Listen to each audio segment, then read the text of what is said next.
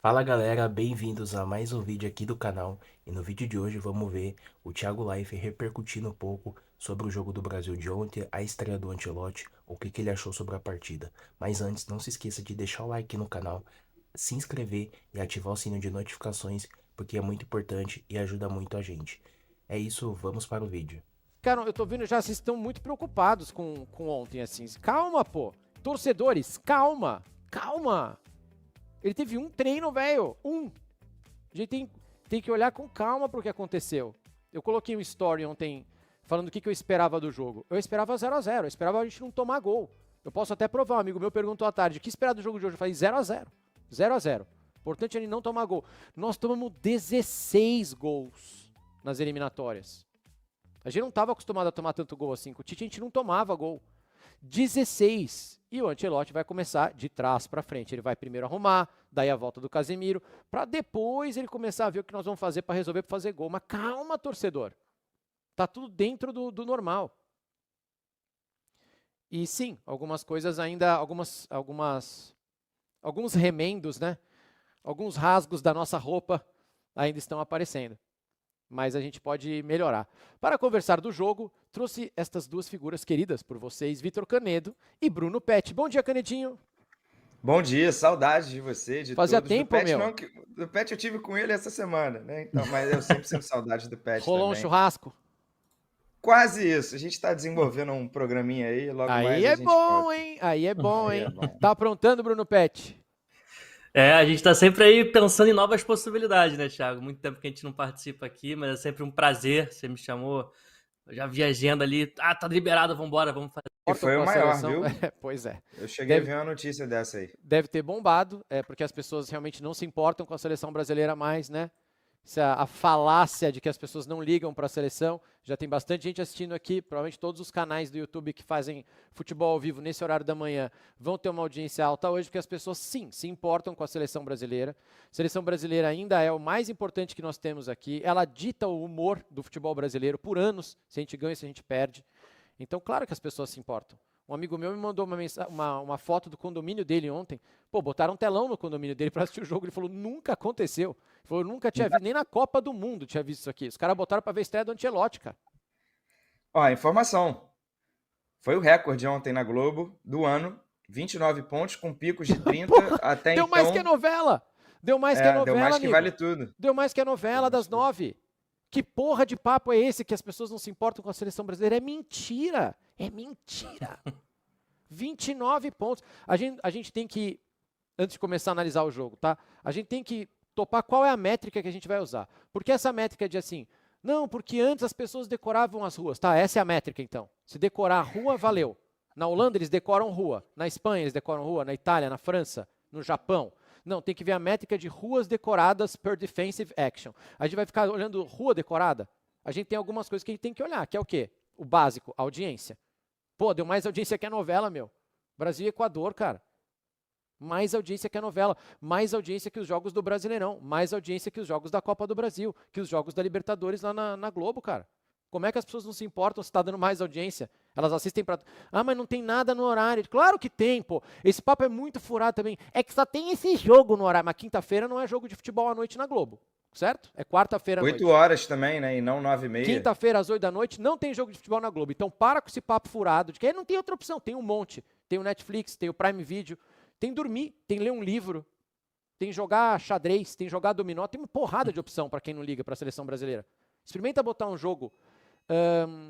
Não vou falar, não, pra vocês não ficarem ofendidos, mas pega um time qualquer e bota 8 horas da noite na Globo quinta-feira, vê se vai dar 29 pontos. Não vai.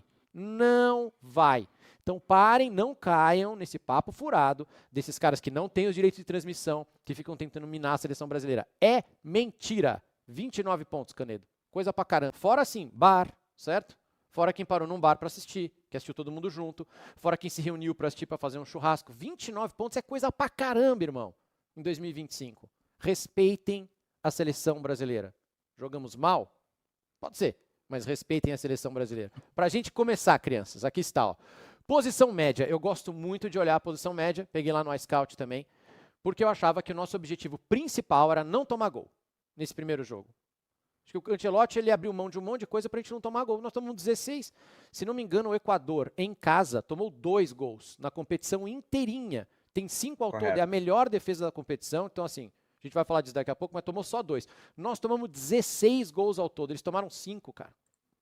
Posição média. O que a gente repara já de cara pra gente ouvir vocês dois? Primeiro, olha o 5 e o 8. O Bruno Guimarães, ele jogou de camisa 5, praticamente. Ele está até um pouquinho atrás do Casimiro na posição média. Então a gente teve 2 volantes postados, se a gente for olhar na posição média. Nossos laterais ficaram bem para trás. Quando a gente pega jogo do Flamengo, o Pet pega muito também, os laterais às vezes estão acima da linha do meio de campo, jogam mais dentro. Nossos laterais ficaram postados quase na linha dos zagueiros. Então, assim, nosso objetivo era não tomar gol. Está muito claro pelo posicionamento médio do 5, do 8 e dos nossos 2 laterais. Mas olha o 10, que era o Vini. O Vini sem função defensiva. O Vini tinha que puxar contra-ataque e driblar. Ele teve dificuldade, vamos falar disso daqui a pouco, mas ele ficou lá em cima. E você vê que o Richarlison jogou perto da linha do meio de campo também. Ele está ali atrás do 19, do 21, mas ele tinha uma função defensiva muito importante. Então eu acho que o recado era esse. Objetivo 1, não tomar gols. Objetivo, check. O que você achou, Bruno Pet? Então, eu acho que o primeiro objetivo era esse, e se a gente for olhar por esse aspecto, por esse prisma do aspecto defensivo, eu acho que dá até pra gente dizer que houve evolução. O Equador é um time difícil, é um time complicado de se enfrentar, é um time que tem muitas valências, mas eu acho que defensivamente, esse posicionamento médio já mostra um pouquinho. Eu acho que a seleção brasileira foi conservadora, e nesse aspecto de ser conservadora foi muito bem, se defendeu bem. Assim, o Equador não criou grandes oportunidades de gol. E acho que dentro desse aspecto, o Casimiro, por exemplo, apesar de com a bola no pé ele foi mal, ele errou muito espaço, errou alguns domínios, mas defensivamente ele foi importante, porque a seleção, o Equador atacava muito pelos lados, né? Usava muito ali o Estupinhã do lado esquerdo, é um cavalo, um negócio inacreditável que esse cara corre para lá e para cá. E usava muito os 2 lados do campo, tanto o lado esquerdo do Estupinhã como também o lado direito. O formato que o Ancelotti adaptou para se defender do lado direito é deixar o lateral e o zagueiro daquele lado sempre sair para caçar, né, os caras que vêm pelo lado, e o Casemiro toda hora afundando na área, justamente para dar essa cobertura para o zagueiro e para o lateral poder sair. Então a gente via várias vezes o Casemiro, entre muitas aspas, quase como se fosse um terceiro zagueiro, ali um zagueiro central, para dar essa cobertura, para não deixar a área ali vazia, pro lateral e pro zagueiro poderem ir lá caçar e dar o combate do lado. E assim, foi muito bem. O Wanderson, eu vi muita gente criticando a partida do Wanderson, mas defensivamente o Wanderson foi bem demais. Concordo com você. Eu também tinha falado no nosso grupo de futebol, falei, o Wanderson tá bem. E todo mundo foi massacrado. Mas assim, defensivamente ele cortou várias bolas, ele ajudou bastante. No ataque ele não 7 apoiou desarmes, foi o jogador com mais desarmes na partida inteira.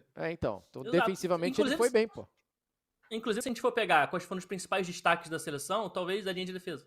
A gente vai falar do Alexandro, do Alex, né? A gente vai falar do Wanderson, a gente vai falar do próprio Alexandro, lateral esquerdo. Porque foram bem como? Em qual aspecto do jogo? Em qual momento? Defendendo. No aspecto defensivo, que foi o que a gente conseguiu ir melhor. E só tem um detalhe sobre o aspecto defensivo, porque eu acho que quando você fala de se defender, você não fala só de se defender lá atrás. Você não fala só do que a gente chama de bloco baixo. Você fala também quando o time tenta pressionar lá em cima, quando o time tenta abafar a saída de bola.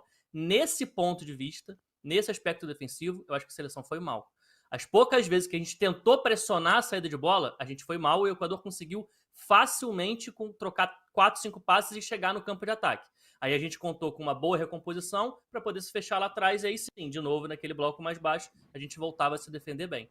Mas acho que houve evolução defensiva, mas também a gente tem que tentar diferenciar aqui os momentos do jogo para a gente entender em qual momento do jogo, foi esse o momento do jogo que a gente se defendeu bem, nesse bloco baixo, que está no posicionamento médio, quando a gente estava mais recuado.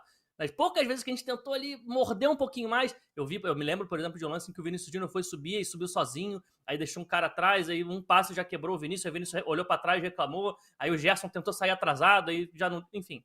Total. Isso aconteceu com certa frequência. Então, e teve uma que a gente pegou, né? Eu acho que o Estevão roubou uma bola numa pressão, mas aí ele erra um passe, assim, pô, dentro da área, já que ele não podia ter errado. Pro Richarlison e o Gerson também rateou de chutar. Foi o lance do primeiro tempo, né? Que todo mundo ficou, meu Deus. Como é que pode? Eles erraram tudo na sequência, né? Ele roubou, ele tocou errado, na volta ele abre pra direita pra receber a bola, ele tava sozinho, o Gerson opta por trocar pro Vinícius, o Vinícius se embanana com a bola também, deu tudo errado. Mas foi a única vez, eu acho que deu certo, né, Pet?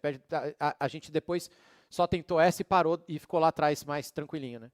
Perfeito. Pra mim, essa daí é a exceção que confirma a regra. Como foi uma vez só específica. E, enfim, acho que é a exceção que confirma a regra. E só um dado para deixar a gente mais entender um pouco melhor, como foi boa defensivamente falando a partida da seleção. Esse foi o 5º jogo em que a seleção brasileira sofreu menos finalizações em todas as eliminatórias. Os outros 4 jogos em que o Brasil sofreu menos Era foi no jogo Tite. foi no jogo contra a Bolívia. Não, nessas Nessa aqui. eliminatórias. Ah, bom. Senão a nesse gente vai ciclo. botar o Tite aí, nós estamos ferrados nessa conta. Não, assim, mas é que são 4 jogos, só que competitivamente falando, só um dá pra contar. Porque uma foi Bolívia contra a em Bolívia, casa, na estreia primeira do rodada, Diniz. em casa, na estreia. E levamos exatamente. gol.